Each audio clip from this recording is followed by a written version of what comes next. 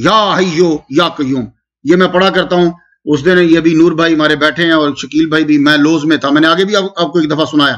اس دن بارش بھی ٹکا کے, مغرب کا ٹائم تھا, ٹائم اتنا شارٹ ہو گیا, اور مجھے امریکہ والے پورے جانتے ہیں کہ نیمی صاحب کو بتا دو کہ آپ نے یہاں آنا ہے تو یہ 2 گھنٹے تو بھولیں گے پہلے, اس کے بعد یہ وہاں پہنچیں گے.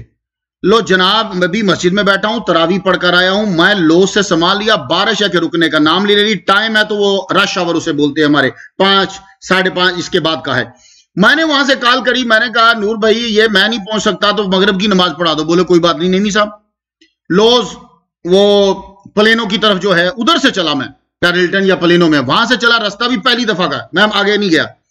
بارش ٹکا کے میں نے کہا یار آج یا قیوم پڑھیں. میں نے سیکھا ہوا ہے کہ یہ طے مکانی ہے.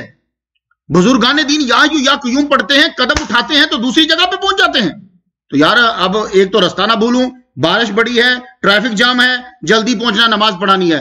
اللہ کی قسم خدا گواہ ہے, میں 5 منٹ پہلے یہاں پہنچا ہوا تھا اور سارے حیران تھے نیمی صاحب کیسے پہنچ گئے آپ.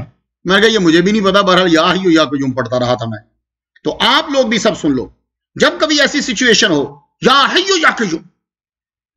اب آپ سنیے, حضرت علی کہتے ہیں میں نے محمد مصطفیٰ صلی اللہ علیہ وآلہ وسلم کو دیکھا جب بدر ہو رہی تھی. میں آیا, آپ خیمہ میں تھے نا, میں آیا تو آپ سجدے میں تھے اور پڑھ رہے تھے یا قیوم یا قیوم یا قیوم.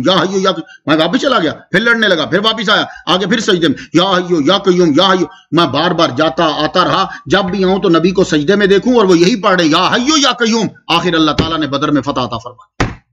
مسلمانوں تم غریب ہو, یتیم ہو, تم نبی کو چھوڑ کے کیوں دھکے کھا رہے ہو, کیوں ان دھوکے بازوں کے پیچھے جا رہے ہو؟ یا قیوم تمہارے پاس ہے, کیوں پوچھ رہے ہو مجھ سے, کیوں پوچھ رہے ہو ان سے؟